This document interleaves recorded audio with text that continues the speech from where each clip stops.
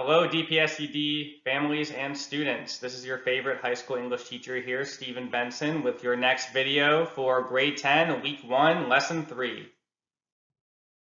Before we jump into today's lesson, I wanted to tell everyone what they can expect from these videos. Each video will be a little different depending on the lesson, but there will be a general structure that each video will follow. First, you will always see a list of the resources and materials needed for the lesson. Next, you will always see a brief overview of the learning for the lesson. Next, you'll see a quick model for some of the reading, thinking, speaking, and writing required for the lesson. And finally, you'll see a preview of the learning for upcoming lessons.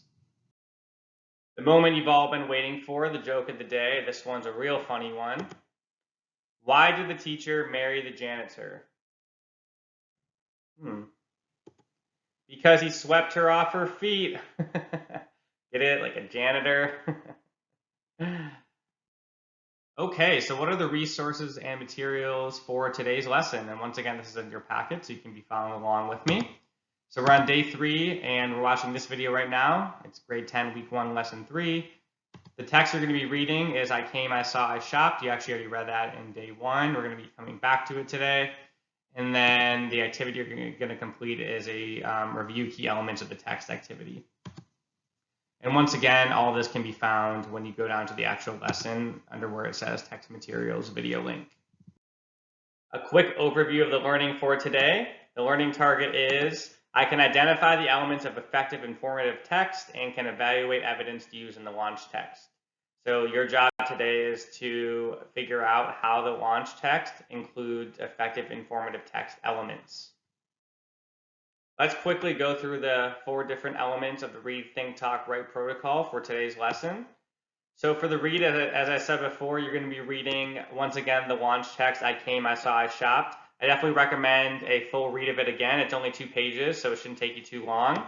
For the think part, you're going to try to think about and figure out how does this text, the launch text, provide a writing model for an informational essay. And you'll see in a second that an informational essay sort of contains 3 key elements, and your job is to figure out how are these elements reflected in the launch text. This is the note catcher for today, so the first question here is directly related to what I just went over. Here's the informative rubric for a informational essay, and you're going to read the launch text and figure out how does the launch text meet each of these 3 elements. Okay, so moving along to the talk and write part of our Read, Think, Talk, Write protocol. So for the talk part today, you're going to engage a family member, caregiver, or a friend like you normally do, and you are going to have a conversation about this question: how does the author support her main idea? And the main idea is there are many reasons that we are driven to own the latest games, shoes, or phones. And then for the writing component today, you're actually going to, on your note catcher, do 2 things. You're going to document how the text is an example of an effective formative essay, which is what we just went over. And then you're also going to identify at least 2 types of evidence the author uses to support her main point, which is in blue above. So for the note catcher, we already saw the first part, but for the second part of the note catcher, here it is where you basically have to use the evidence from the text to figure out how the author supports her main idea. As always, the last part of the lesson is the closing. And for today's closing, you're going to share your analysis of the text with someone. That can be the same person that you engaged in a conversation with before. And we also encourage you to read a book for at least 20 minutes. So the quick model today is going to be around drafting a response, paragraph response to the first question in the note catcher. And just a reminder, here's the note catcher. And the first question is, in 3 to 5 sentences, describe how the author meets the following criteria outlined for an effective informational essay. So here you'll see an informative rubric, and there's 3 key elements of an effective informational essay. And your job is to, after rereading the launch text, figure out how does that launch text meet each of these criteria.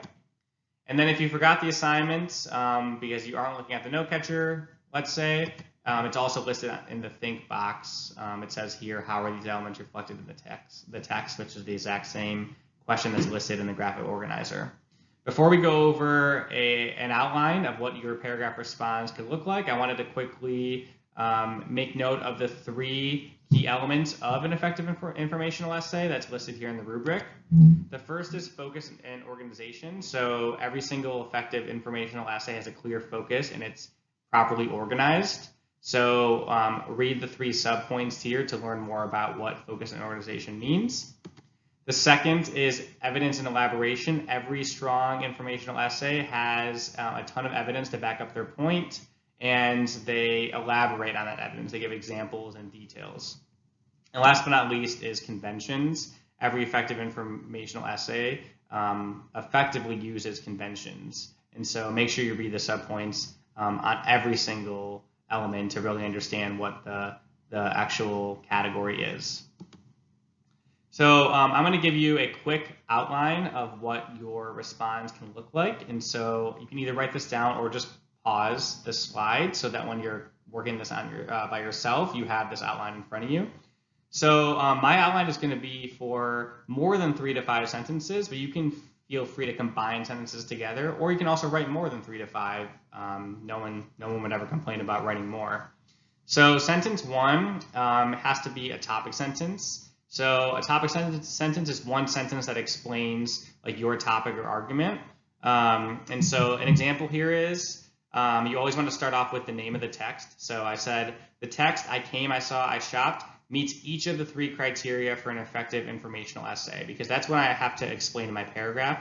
How does it meet each of the different criteria for an effective informational essay? You don't have to have your topic sentence be exactly the same as mine, but you do want a sentence that basically just introduces that the rest of the paragraph is going to be about how the text connects to the elements of an informational essay. So sentence 1 is a topic sentence. Sentence 2 is your first point. So you're going to start with a transition word, and you're going to give your first point on how the author meets the criteria listed in the table. So it makes the most sense for your first point to be the first element that's listed inside the rubric, and the first element that's listed is focus and organization. So you want to start with a transition word like first, next, another, last. So my example here is I started off with first, and I said, first, the author clearly meets the criteria of focus and organization because of its strong conclusion. And I found strong conclusion from one of the subpoints inside the rubric. I remember when I was reading the launch text, it had a really strong conclusion. And so I wanted to say that for my first point, it meets this criteria of focus and organization because of its strong conclusion.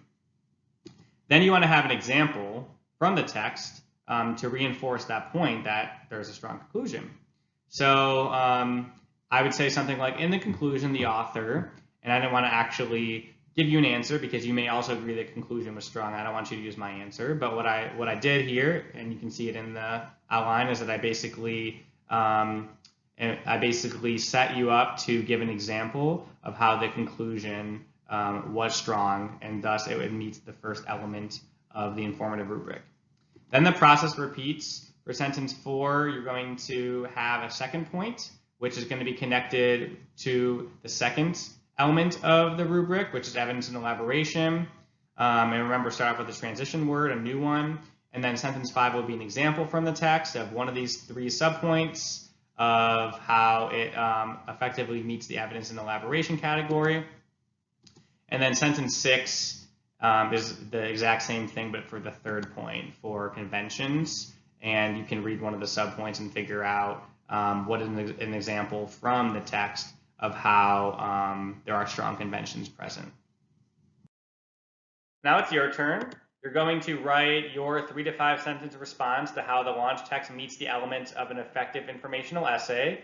And as I said before, I recommend after watching this video going back and pausing the video in the spot where the whole outline is listed that I provided for you. I think that outline is a really solid place to start if you need support in thinking about how to write this response. You may not need the outline, you may have your own outline, or you may just want to start writing, that's totally fine. But if you want some guidance and some structure, you can definitely use my outline. Then after you finish the 3 to 5 sentence response, you're going to continue with the rest of the protocol, and you're going to complete the talk, write, and the closing. And then don't forget that there is one more question in that note catcher that you have to complete after you complete the first part of the note catcher. So tomorrow is lesson 4, and that is the last lesson of the week, and so I wanted to give you a quick preview of that learning. So in lesson 4, the target is I can accurately use a transitional word or phrase to join two related ideas. We briefly talked about transition words today, and you're definitely going to use them inside your response, your 3 to 5 sentence response. But tomorrow we're going to look at them more in depth, and you're going to get some more guidance on how you can actually use those transition words to become better writers and to join two related ideas. So tomorrow's lesson should be really exciting. If you have any questions throughout any of this, we definitely recommend you reach out to a parent, caregiver, or a friend, but you also can email your teacher for support. You may already know their email address, but in case you don't, I wanted to tell you that every single teacher across the district has the same format for their email. It's their first name, their last name at DetroitK12.org. If you don't remember their first name, you can go on PowerSchool, and their first name should be listed there under your schedule. For example, if your teacher's name was Mary Shields, her email address would be mary.shields@DetroitK12.org. Thank you so much for watching. Have a great day, and remember, keep learning.